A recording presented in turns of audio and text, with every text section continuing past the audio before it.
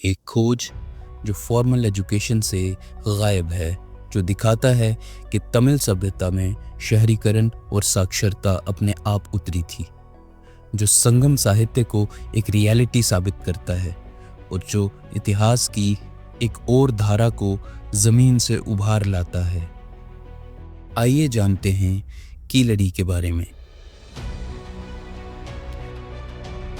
क्या आपको किसी ने बताया? शायद नहीं। उस प्राचीन शहरी तमिल सभ्यता के बारे में जो छुपाने की कोशिश की गई और उसके बाद जो राजनीतिक साजिश हुई। कई दशकों तक हमारी किताबों ने एक ही कहानी सुनाई, भारत के प्राचीन इतिहास की एक निश्चिंत धारणा। लेकिन तमिलनाडु की ज़मीन के नीचे एक अलग, गहरा और तार्किक सच छुपा था। एक ऐसा सच जो मिलते ही पावर के गलियारों में हलचल मचा गया और स्थापित इतिहास को चुनौती दी और एक तेज सांस्कृतिक युद्ध शुरू कर दिया। जब हमें लगता है कि हम सब जानते हैं, वहीं से असली कहानी की शुरुआत होती है। और ये कहानी सिर्फ कुछ मिट्टी के टुकड़ों की नहीं है। ये कहानी है हमारी पहचान की, कि इतिहास कौन लिखता है और क्या होता है जब वो कहानी किसी नए प्रमाण से बदलने लगती है। शिवगंगा जिला के वेगई नदी के किनारे कीलड़ी नाम के एक शांत गांव में आर्कियोलॉजिस्ट्स ने ज़मीन की परतों को हटाना शुरू किया और जो मिला वो सिर्फ एक बस्ती नहीं थी, वो एक bustling, well planned urban settlement था। एक ऐसी सभ्यता जो अपने समय में लिटरेट, इंडस्ट्रियल और कल्चरल तौर पर समृद्ध थी। और सबसे अहम बात, ये सब कुछ उस समय हो रहा था जब हमारे इतिहास की किताबें कहती हैं कि यहाँ कुछ भी नहीं था। साल था 2015। आर्कियोलॉजिकल सर्वे ऑफ इंडिया ने Tamil Nadu state department of archaeology के साथ मिलकर एक खुदाई का काम शुरू किया, जो बाद में भारत के सबसे महत्वपूर्ण आर्कियोलॉजिकल एफर्ट्स में से एक बन गया। चीफ आर्कियोलॉजिस्ट के अमरनाथ रामकृष्ण के नेतृत्व में कीलड़ी में खुदाई के शुरुआती दिनों में ही कुछ ऐसे प्रमाण मिल गए जो सब कुछ बदलने वाले थे। ये एक वेल ऑर्गेनाइज्ड शहरी समाज के अवशेष थे। शुरू में ही ट्रेंचेस से सोफिस्टिकेटेड अर्बन प्लानिंग के प्रमाण निकले। ईंटों से बनी नालियाँ, एडवांस्ड वाटर मैनेजमेंट सिस्टम्स और इंडस्ट्रियल फर्नेसेस। रोज़मर्रा की चीज़ें भी मिली, पासे, मोती, टेराकोटा की मूर्तियाँ और सोने के गहने।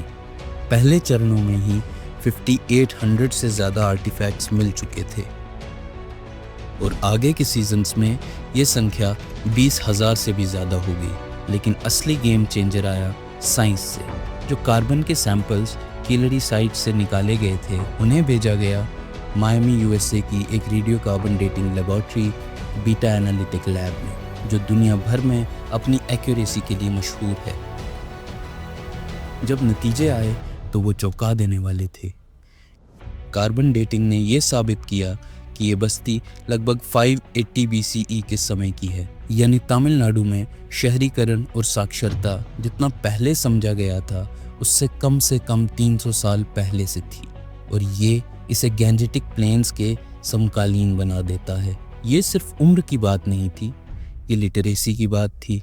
हज़ारों ऑब्जेक्ट्स में से कुछ मिट्टी के टुकड़ों पर तमिल ब्राह्मी स्क्रिप्ट लिखी हुई मिली।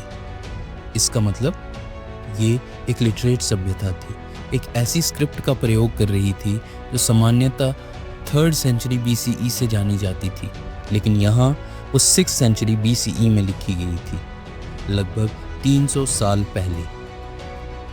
तमिलनाडु स्टेट आर्कियोलॉजी के जॉइंट डायरेक्टर आर शिवनंदन के शब्दों में कहें तो कीलड़ी एक शहरी बस्ती थी जहाँ एक लिटरेट और आर्टिजन समाज रहा करता था। उन्होंने कहा कि ये जगह अलगनकुलम के बंदरगाह से मुजीरी तक व्यापार करती थी, यानी एक मेजर इंडस्ट्रियल और ट्रेड हब थी ये बस्ती, और इसका प्रभाव इतिहास पर गहरा पड़ने वाला था। हमारी प्राचीन अर्बन सिविलाइजेशन की कहानी इंडस वैली तक सीमित थी, लेकिन कीलड़ी एक काउंटर नैरेटिव बनकर उभरा, जो दक्षिण भारत में भी एक स्वतंत्र और समकालीन शहरीकरण दिखाता है। इंडोलॉजिस्ट आर बालाकृष्णन का एक स्टेटमेंट जो द हिंदू के इंटरव्यू में दिया गया था, जिसमें उन्होंने कहा था, कीलड़ी ने साबित किया है कि संगम साहित्य एक जीवित अनुभव था, सिर्फ कल्पना नहीं। और उसी समय से एक पूरी कहानी फिर से लिखी जा रही थी। आर्टिफैक्ट्स ने बताया ये बस्ती एक ऑर्गेनाइज्ड और समृद्ध समाज का हिस्सा थी। ईंट के drain systems, brick walls, ring wells, इन सब ने ये दिखाया कि इंफ्रास्ट्रक्चर और हाइजीन पर ध्यान था। इंडस्ट्रियल फर्नेसेस से मेटलर्जी का प्रमाण मिलता है। मशीन्स जैसे स्पिंडल व्हील्स, लूम वेट्स और वीविंग टूल्स एक वाइब्रेंट टेक्सटाइल इंडस्ट्री का संकेत देते हैं। वॉलेटेड और एरिटाइन टाइप सिरेमिक्स जो रोमन आर्किटेक्चर का हिस्सा हैं, इंडो रोमन ट्रेड का प्रमाण देते हैं। कांच, आइवरी, अगेट, कार्नेलियन के मोती लंबी दूरी के व्यापार की गवाही देते हैं। पॉटरी पर लिखे नाम ये बताते हैं कि ये लोग साक्षर थे और लिखना पढ़ना जानते थे। टेराकोटा के पासे, हॉपस्कॉच के टुकड़े, सोने के गहने और आइवरी के कंघे, ये सब एक वाइब्रेंट और लेजर रिच समाज का दर्पण है। कीलड़ी ने तमिल समाज में एक कल्चरल अवेकनिंग लाई। लोगों ने इसे एक आर्कियोलॉजिकल साइट से ज़्यादा अपनी विरासत का प्रतीक माना। कीलड़ी को बच्चों को पढ़ाओ, ये नारा स्कूल्स और यूनिवर्सिटीज़ में गूंजता है। किलाड़ी अब एक हिस्टोरिकल रिक्लेमेशन का सिंबल बन चुका है, और जो पहले लंबे समय तक इतिहास से बाहर रखा गया था। लेकिन जैसे जैसे सच सामने आया, वैसे वैसे विरोध भी बढ़ने लगा। ASI ने 982 पेज रिपोर्ट को रिवाइज करने के लिए कहा, कहते हुए कि और साइंटिफिक बैकिंग चाहिए।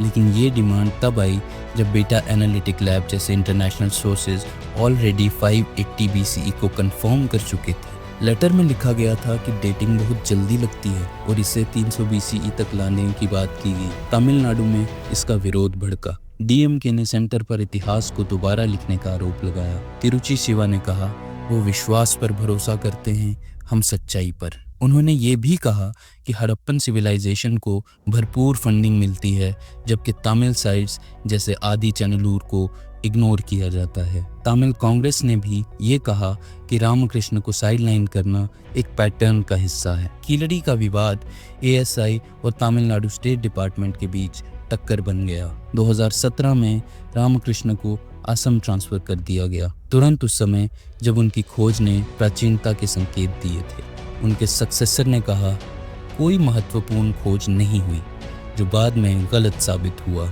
2025 में 2 साल बाद ASI ने रिपोर्ट रिवाइज करने को कहा। रामकृष्ण ने इनकार किया और फिर से उनका ट्रांसफर हो गया ग्रेटर नोएडा के एक कम प्रभावी पद पर। तमिलनाडु के CM MK स्टालिन ने ट्वीट किया, सोच बदलनी चाहिए, रिपोर्ट्स नहीं। उन्होंने BJP RSS इकोसिस्टम पर आरोप लगाया कि सच उनके नैरेटिव से मैच नहीं करता। एडिटोरियल्स ने लिखा, हेरिटेज एक पॉलिटिकल फुटबॉल बन गया है। द ट्राइब्यून ने इसे एक नैरेटिव वॉर कहा, द्राविडियन और आर्यन वर्जन्स के बीच का संघर्ष। डेक्कन क्रॉनिकल ने तमिल आयरन कल्चर पर रिपोर्ट दी, जिसमें कहा गया कि लोहा 5300 साल पहले तमिलनाडु में यूज़ हो रहा था। ये एविडेंस ये दर्शाता है कि मेटलर्जी भारत में दक्षिण से उठी हो सकती है, न कि वेस्ट एशिया से आई थी जैसा पहले माना जाता था। तो ये प्रश्न उठने लगते हैं, क्या ये साइंटिफिक सावधानी थी या कुछ और? ASI का कहना था साइंटिफिक वैलिडेशन चाहिए,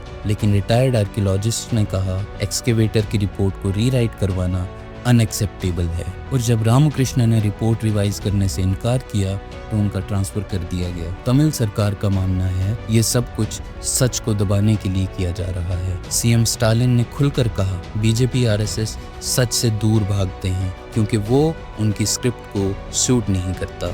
कीलड़ी की कहानी अभी खत्म नहीं हुई है। ये बताता है कि पुरातत्व सिर्फ मिट्टी खोदने का काम नहीं है, ये आइडेंटिटी, पॉलिटिक्स और पावर का एक संघर्ष भी है। साइंटिफिक डेटा ये साबित करता है कि कीलड़ी एक एडवांस्ड, लिटरेट और अर्बन सभ्यता थी, फिर भी इसे डिले, डिनायल और डाइल्यूशन का सामना करना पड़ा।